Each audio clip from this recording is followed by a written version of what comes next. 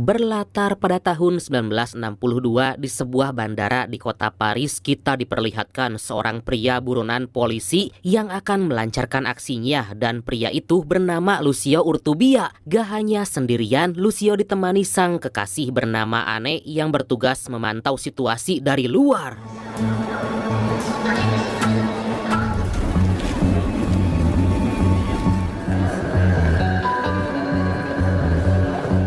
Baru juga Lucio akan beraksi, Anne yang sadar bahwa para polisi udah ada di sana segera menghampiri Lucio dan mengajaknya untuk kabur. Melihat kedua buronan itu akan melarikan diri, para polisi di sana pun dengan sigap mencoba mengejar, tapi Lucio yang cerdik seketika menghamburkan gepokan uang dolar yang ada di kantongnya hingga membuat kekacauan.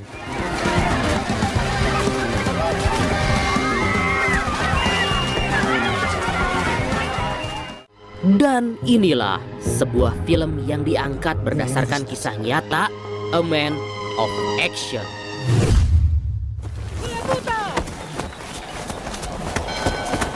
Scene pun flashback ke 20 tahun sebelumnya, tepatnya di negara Spanyol. Terlihat Lucio yang masih remaja lagi dikejar dan ditembaki oleh seorang kakek tua karena mencuri barang miliknya. Beruntung Lucio yang lincah berhasil kabur dan selamat dari peluru kakek tua itu. Diketahui Lucio hanya tinggal bersama kakak perempuan serta ayahnya yang lagi sakit parah dan gak bisa diobati karena mereka gak punya cukup biaya. Gak mau melihat sang ayah terus-menerus menderita karena penyakitnya itu, Lucio pun dengan nekat pergi ke bank dengan membawa sebilah pisau.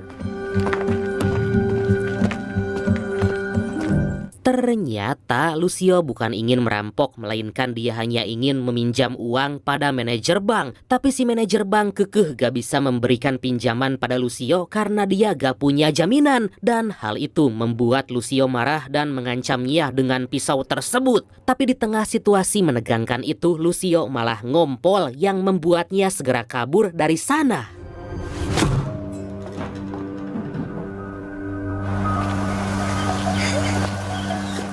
Setibanya di rumah, Lucio mendapat kabar duka dari kakaknya karena ternyata sang ayah telah meninggal dunia. Setelah prosesi pemakaman selesai, kakak Lucio yang bernama Satur ini lagi bersiap-siap untuk pergi ke Prancis dan berniat mencari pekerjaan di sana. Lucio yang melihat hal itu pun meminta pada Satur untuk ikut, tapi Satur menolaknya dan malah menyarankan Lucio agar mengikuti wajib militer terlebih dulu dan setelah itu menemuinya di Paris.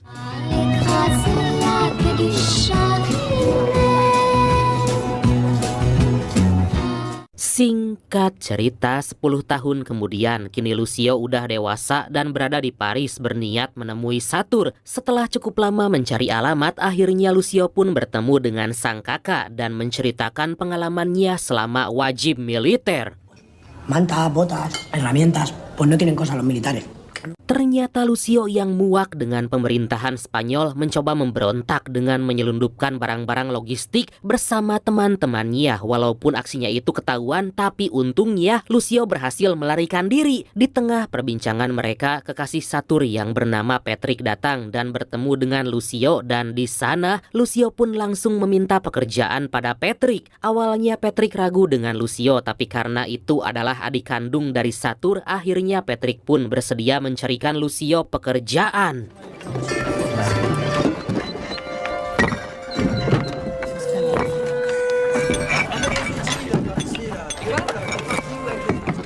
Singkat cerita, Lucio pun bekerja dengan semangat menjadi seorang kuli di sebuah proyek. Di sela-sela istirahatnya, para pekerja yang lain lagi membicarakan ideologi atau paham yang beragam di negaranya. Salah satu dari mereka yang bernama Germinal menanyakan pada Lucio apa ideologi yang dianutnya. Tapi karena Lucio gak mengerti dengan pembahasan itu, Germinal pun mengajak Lucio menjadi seorang anarkis.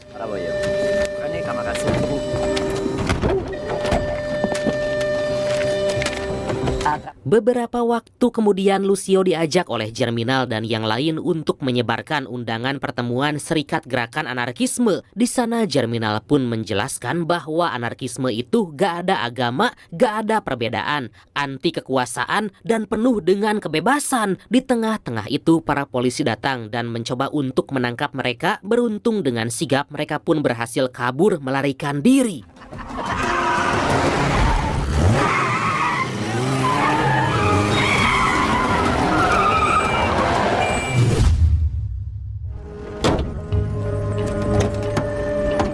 Keesokan harinya, Germinal mempertemukan Lucio dengan seorang anarkis dan perampok bank asal Spanyol bernama Cuico. Dan Cuico berniat untuk menginap di kediaman Lucio. Sembari makan bersama, Cuico pun menjelaskan paham-paham anarkis yang dianutnya di sana. Dan Cuico juga memberitahu bahwa dia pernah merampok bank sebesar 30.000 peseta, tapi bank yang licik malah memberi keterangan bahwa mereka telah kehilangan uang sebesar 50.000 peseta agar mendapat asuransi lebih. Wah, licik sekali. Hilang 30.000, dapat 50.000 ya kan? Dan tentu aja Lucio yang punya pengalaman buruk dengan bank pun siap untuk ikut dengan Cuico merampok bank. Oh iya, sekedar info, 1 peseta itu sekitar 100 rupiah. Jadi kalau 50.000 peseta, ya sekitar 5 juta rupiah lebih lah. Tapi kan nilai segitu di tahun segituan gede banget ya kan?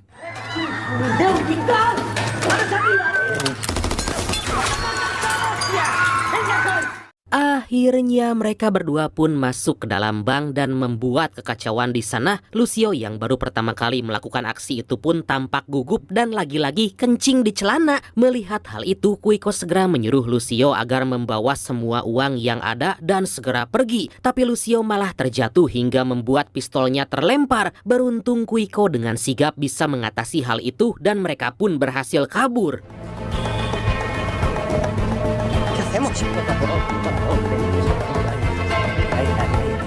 Setibanya di rumah, mereka membagi 3 hasil rampokannya untuk Serikat Gerakan Anarkisme, untuk keluarga para anggota yang dipenjara, dan yang terakhir untuk mereka berdua. Beberapa hari kemudian mereka pun kembali merampok bank, tapi karena alarm bank berbunyi, polisi pun datang dan langsung mengejar. Cuico yang udah berpengalaman pun mencoba menghalau para polisi itu hingga mereka lagi dan lagi bisa kabur dari kejaran polisi.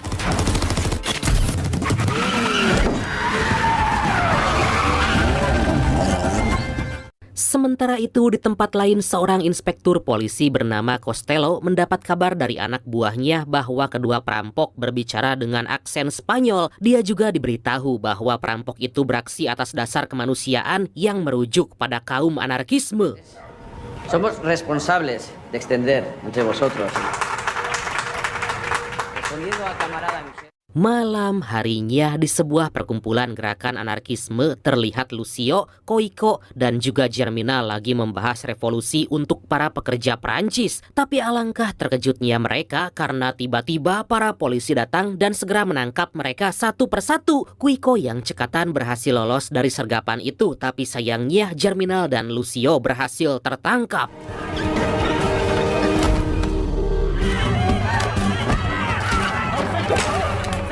Di kantor polisi, mereka yang tertangkap diminta mereka ulang adegan dengan membaca teks berbahasa Perancis. Satu persatu dari mereka pun bisa membacanya dengan lancar dan gak membuat para polisi itu curiga. Tapi saat giliran Lucio, terdengar jelas bahwa aksen Spanyolnya masih medok yang membuat Costello mencurigainya dan menggeledah kediaman Lucio.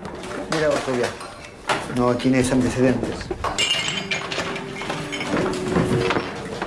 Costello meminta Lucio mengaku agar masa tahanannya nanti bisa lebih ringan, tapi Lucio bersikeras bahwa dia hanya seorang kuli dan gak mungkin berani melakukan aksi perampokan itu. Setelah sekian lama mencari, salah seorang polisi di sana menemukan sebuah brankas yang saat dibuka ternyata berisi majalah dewasa. Dan karena gak ada bukti kuat, Costello pun akhirnya melepaskan Lucio.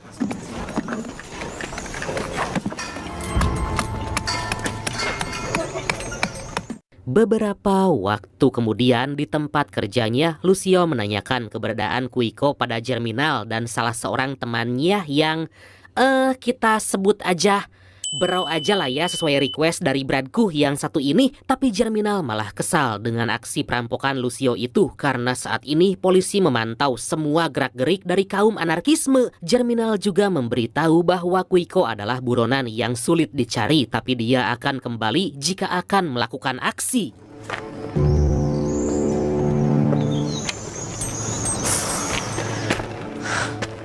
Suatu hari, Lucio pun kembali bertemu dengan Quico yang membicarakan soal kabar keberhasilan revolusi anarkisme di Kuba dengan menggunakan senjata. Tapi Lucio yang udah gak mau berurusan dengan kekerasan pun memilih untuk menyebarkan paham anarkisme dengan media cetak. Mendengar hal itu, Quico yang masih ingin merampok bank menerima keputusan Lucio dengan baik dan mereka pun akhirnya berpisah. Madre, que no soy tan viejo. Tiene como un hermano mayor.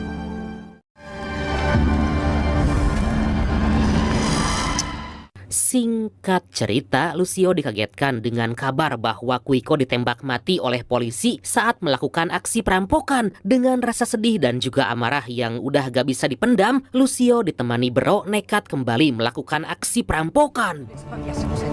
Vamos, vamos.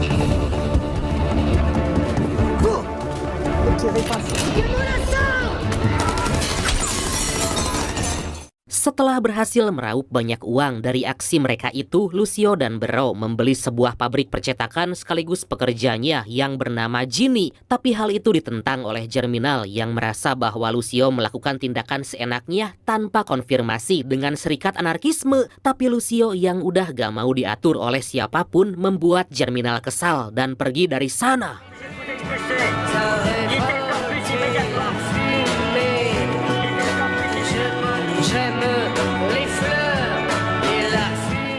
Keesokan harinya, terlihat aneh lagi menyuarakan pendapat tentang kesetaraan gender antara pria dan wanita yang mana mereka juga berhak mendapat kebebasan. Lucio yang terpana dengan kecantikan aneh serta kepintarannya dalam orasi itu mencoba untuk mendekati, tapi tiba-tiba para polisi datang dan langsung membubarkan mereka.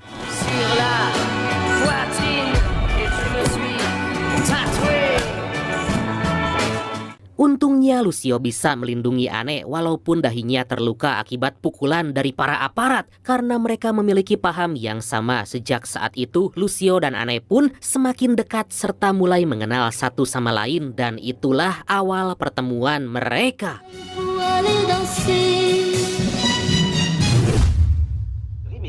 Estos americanos están empeñados en acabar con Castro y con la revolución. Beberapa waktu kemudian, Lucio dan yang lain melihat kabar ketegangan Amerika Serikat dengan pihak revolusi Kuba, yang mana Presiden Amerika saat itu, yaitu John F. Kennedy, berniat memerangi Kuba. Lucio yang geram dengan perbuatan Amerika itu mengajak teman-temannya untuk melakukan aksi di mana dia akan mencetak jutaan uang dolar palsu demi meruntuhkan Bank Amerika. Y falsificar pasaportes. Lucio dan Anne pun pergi menemui Patrick yang ternyata lagi mencari pekerjaan karena telah di-PHK oleh pabrik tempatnya bekerja. Lucio yang tahu bahwa Patrick sebelumnya bekerja di lembaga percetakan uang mengajaknya untuk memalsukan uang dolar. Awalnya Patrick ragu dengan ajakan Lucio itu, tapi setelah meyakinkan dan memastikan bahwa Satur gak akan tahu, akhirnya Patrick pun menyetujuinya. Don't you know each flag contains a nickel a quarter, just like some water. There'll be pennies from heaven for you. Setelah sekian lama melakukan riset serta memproduksi uang palsu, akhirnya mereka bisa membuat uang palsu yang identik dan hanya bisa dibedakan oleh seorang ahli. Untuk mengetesnya, Lucio dan Anne pun pergi ke money changer dan menukarkan uang $200 dengan mata uang Franc. Tanpa ada sedikit pun kecurigaan dari pegawai di sana, mereka pun berhasil menukarkan uang palsu itu, di mana hasilnya mereka bagikan pada warga kurang mampu. Baby, just for you and me, you hear it thunder, don't bother. Singkat cerita, Lucio menunjukkan jutaan dolar uang palsunya pada duta besar Kuba. Dia menjelaskan bahwa dengan uang itu, bank di Amerika bisa runtuh dan mata uang dolar gak akan ada harganya. Setuju dengan ide Lucio, duta besar itu pun mengajaknya untuk menemui seorang komandan revolusioner Kuba yang akan datang ke Paris.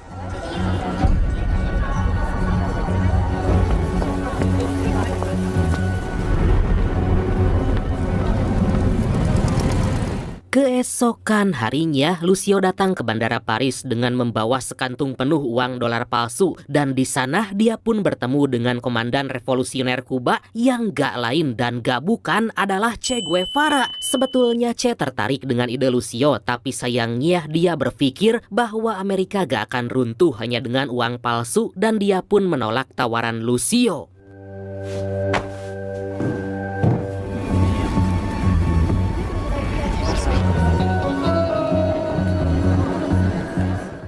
Seperti di scene awal film tadi, Anne memberitahu Lucio bahwa polisi ada di sana dan berniat untuk menangkap mereka. Dengan sigap Lucio menghamburkan semua uang palsu dari kantongnya dan membuat kekacauan di sana. Tapi sialnya para polisi yang berjaga di luar berhasil menangkap Lucio dan juga Anne.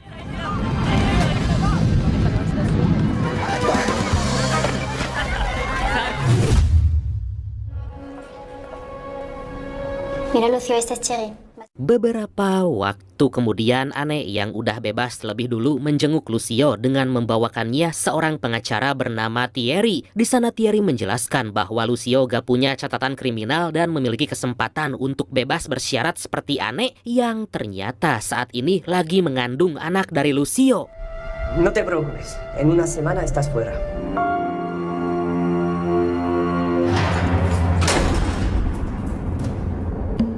Tapi setelah berbulan-bulan menunggu, Lucio belum juga mendapat kabar tentang kebebasannya hingga pada suatu hari seorang sipir memberikan surat yang akhirnya Lucio bisa bebas dari penjara dan bisa bertemu dengan keluarga kecilnya. Comme les autres années, nous n'irons plus jamais. Ce soir, c'est plus la peine. 8 tahun kemudian terlihat Lucio kembali bekerja menjadi kuli bangunan untuk mencukupi kebutuhan anak dan istrinya. Setelah pekerjaannya selesai, mandor memberi sebuah cek sebagai bayarannya dan hal itu membuat Lucio sedikit bingung karena baru kali ini dia melihat secari kertas yang disebut cek. Halo. Sampai di suatu momen saat Lucio dan Anne akan membayar barang belanjaan, Lucio tampak bingung karena uang yang dimilikinya kurang. Untungnya si kasir yang melihat cek di tangan Lucio memberitahu bahwa dia bisa membayar hanya dengan menandatangani cek itu.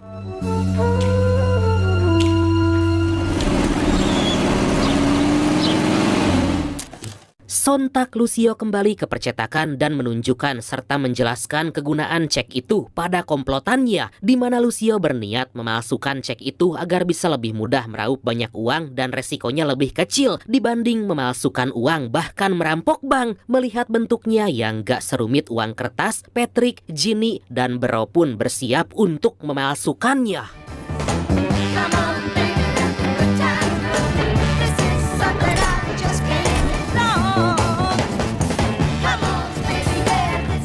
Akhirnya setelah berhasil mencetak banyak cek, Lucio mengajak Anne untuk kembali beraksi. Tapi Anne yang sadar bahwa kini mereka udah memiliki anak dan ingin hidup tenang, menolak ajakan suaminya itu dan berpesan untuk Lucio agar lebih berhati-hati. Mira, estos son los últimos pasaportes que hago. Se acabó. Y tú también deberías parar, Lucio. Dengan menggunakan samaran, Lucio pergi ke bank untuk menukarkan cek yang dia miliki. Pegawai di sana pun sedikit curiga dengan gerak-gerik Lucio dan berulang kali mengecek keaslian dari cek itu. Hingga pada akhirnya Lucio berhasil mendapat uang dari cek palsu tersebut. Wah, kayak gampang banget ya di zaman itu. Jadi pengen balik. Vais a viajar a ciudades diferentes. Los cobros los vais a hacer en oficinas del Citibank a las 12 en punto del mediodía. Contra más Malam harinya, Lucio mengajak seluruh kaum anarkisme dan warga kurang mampu untuk sama-sama menukarkan cek itu, di mana mereka serentak mendatangi seluruh bank di kota Paris untuk menukarkannya. Hingga lambat laun bank-bank itu pun akan bangkrut karena cek itu palsu. Yah, intinya mah ini perampokan next level lah, tanpa capek-capek dan dengan cara yang sangat jenius.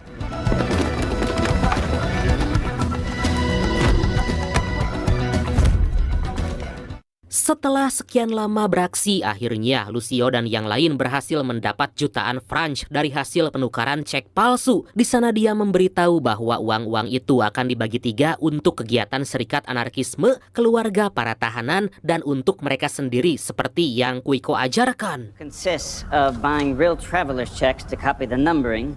Sementara itu, di sisi lain, pihak National City Bank New York akhirnya menyadari aksi pemalsuan cek yang terjadi di Paris, yang mana setelah diselidiki nomor seri cek itu dibuat dengan ratusan salinan dan ditukarkan bebarengan hingga sistem bank gak bisa mendeteksi cek palsu tersebut. Atas hal itu, pimpinan bank memerintahkan seorang kepala keamanan bank bernama Barrow agar segera pergi ke Paris dan bekerja sama dengan polisi setempat.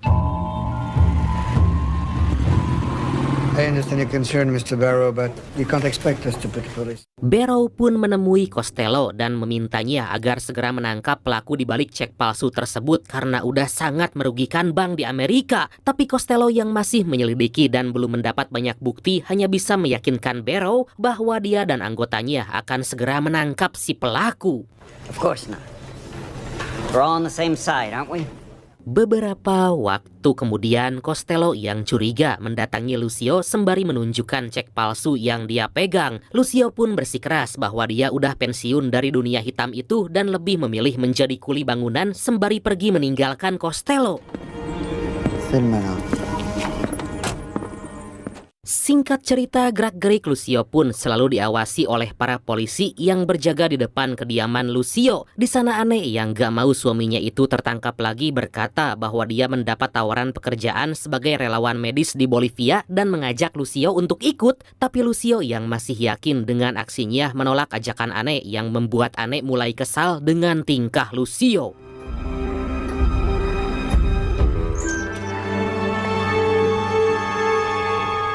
Keesokan harinya saat Lucio bekerja, Costello dan Barrow mengawasinya dari jauh dan di sana Barrow yang ragu karena seorang kuli bangunan mana mungkin bisa melakukan aksi penipuan besar-besaran, tapi Costello mengatakan bahwa Lucio sangat cerdik dan sulit untuk mencari bukti kejahatannya. Mendengar hal itu, Barrow pun meminta Costello untuk segera menangkap dalang dari penipuan itu.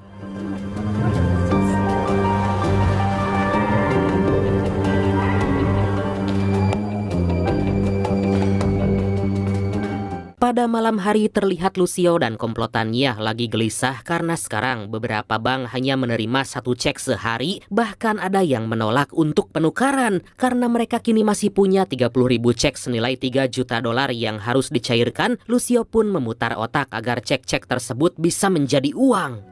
Pues ahora dinos dónde vas a encontrar un comprador para todo esto. Sepulangnya dari sana, Lucio mendapati 3 tiket pesawat ke Bolivia yang udah disiapkan oleh Anne. Anne meminta kepastian Lucio untuk ikut atau tidak karena mereka akan berangkat beberapa hari lagi. Lucio yang gak mau membebankan hal itu pada Anne pun berjanji akan segera menyelesaikan aksinya.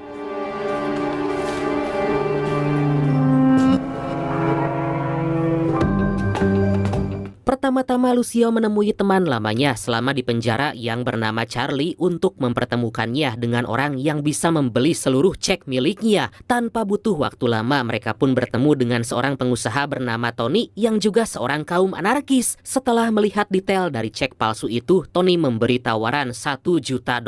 Karena ingin cepat cair, Lucio dan Barrow pun menerima tawaran itu dan mereka akan melakukan transaksi di esok hari. Pues tira hasta el sábado. Y antes de las 12. Tapi sepulangnya dari sana, Lucio dikejutkan dengan keberadaan Satur di rumahnya yang emosi karena aksi Lucio itu bisa membuat mereka semua masuk penjara. Tapi Lucio yang yakin bahwa aksi terakhirnya ini akan berhasil mencoba meyakinkan Satur hingga membuat Satur muak dan pergi dari sana bersama Patrick.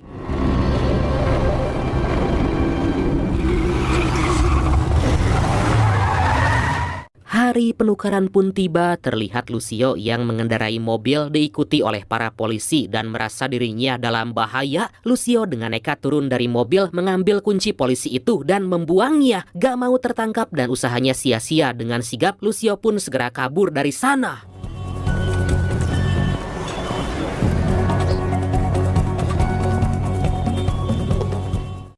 Hingga setibanya di sebuah terowongan, Lucio bertemu dengan Bro yang memberitahukan bahwa Tony belum juga datang membawa uang bayarannya. Setelah mereka berdua menunggu cukup lama, akhirnya Tony datang dan memberi kode pada Lucio dari kejauhan. Merasa itu waktu yang tepat, Lucio segera mendekati Tony, tapi alangkah terkejutnya mereka, ternyata polisi datang dan langsung menangkap mereka.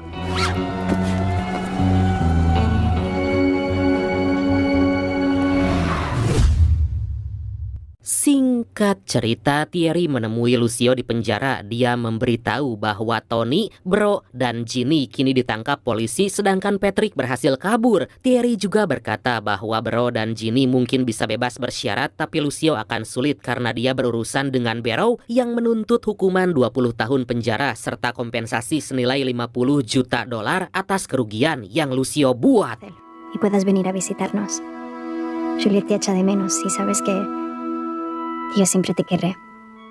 Di hari persidangan, Lucio pun tiba dengan ditemani Thierry. Lucio terlihat cukup tenang dalam persidangan itu. Sampai di suatu momen, Lucio meminta pada hakim agar sidang itu ditangguhkan karena Thierry menemukan banyak sekali kekeliruan dalam berkas yang diajukan. Serta Thierry pun meminta agar Lucio dibebaskan bersyarat sampai sidang selanjutnya. Mendengar hal itu, Barrow pun langsung marah dan gak terima. Tapi ternyata hakim memutuskan untuk menunda sidang itu. En todas las televisiones te has convertido en una serie.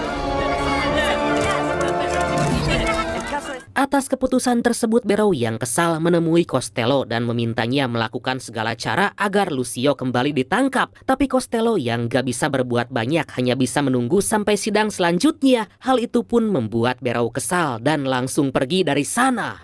Tú eres un hijo de puta. Patrick no fue. Di sisi lain, Lucio bersama Bro menemui Patrick dan menuduhnya sebagai seorang cepu, tapi Satur mengelaknya. Satur berkata bahwa malam itu dia bersama Patrick menaiki kereta dan pergi ke pedesaan, hingga Lucio pun bertanya-tanya siapa orang yang membocorkan aksinya pada saat itu.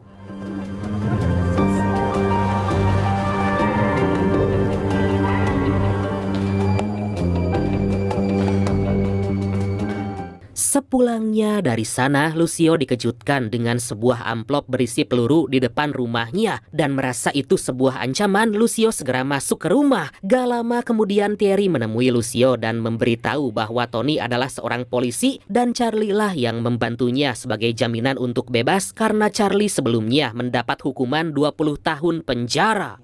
Y al final aceptó 10.000 francos y un billete a Buenos Aires.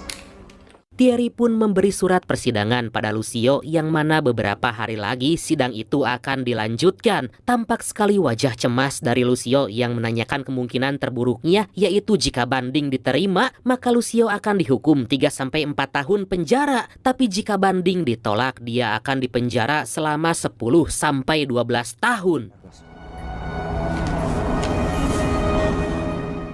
Malam harinya, Lucio yang akan beristirahat mendapat sebuah telepon yang mengatakan bahwa ada ancaman selanjutnya. Merasa takut akan hal itu, Lucio segera menemui Costello dan menunjukkan ancaman itu padanya. Tapi Costello gak bisa membantu Lucio dan hanya mengira-ngira bahwa itu adalah musuh Lucio selama menjalankan aksi. Merasa gak mendapatkan titik terang, Lucio pun segera pergi dari sana.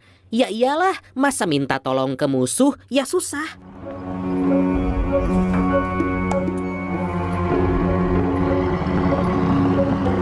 Keesokan harinya saat persidangan akan dimulai, Lucio dengan nekat mencari cara untuk kabur. Para polisi yang melihat pergerakan Lucio itu pun segera mengejar, tapi Lucio yang cerdik bisa lolos dari kejaran para polisi.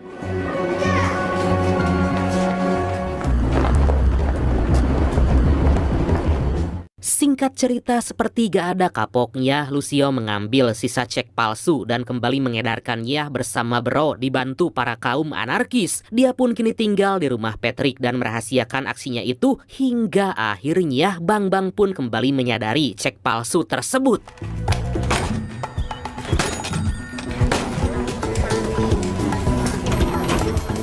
Untuk mengobati rasa rindunya, Lucio pergi ke telepon umum menghubungi Anne. Lucio berkata bahwa dia berhasil kabur dari para polisi, tapi di sisi lain ternyata telepon Lucio itu berhasil disadap oleh para polisi. Hingga gak lama berselang, para polisi pun datang dan lagi-lagi Lucio kembali tertangkap. Aduh.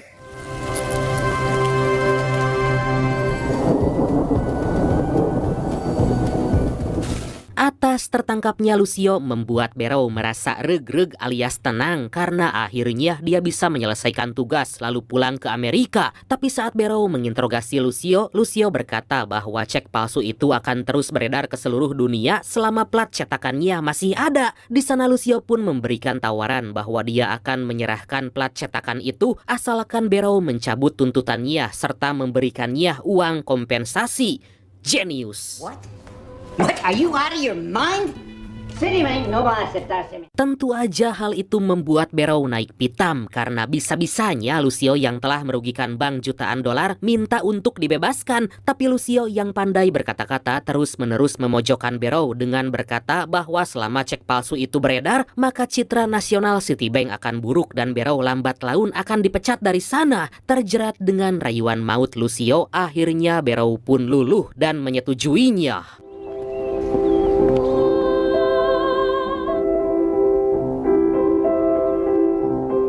Keesokan harinya, Lucio menepati janji menemui Barrow untuk menyerahkan plat cetakan yang dia miliki. Begitupun Barrow menyerahkan sekoper uang kompensasi yang diminta Lucio. Dengan senyum sumringah, Lucio pun pergi dari sana dan bertemu dengan Bro serta Ginny yang sangat merasa senang karena Lucio kini bisa bebas.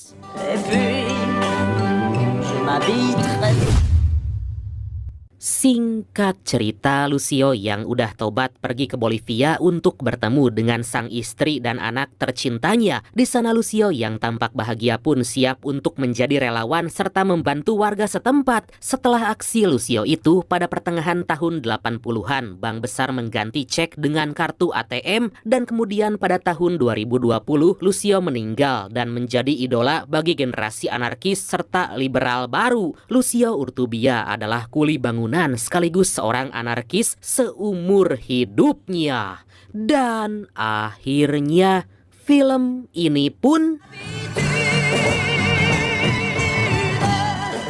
tamat.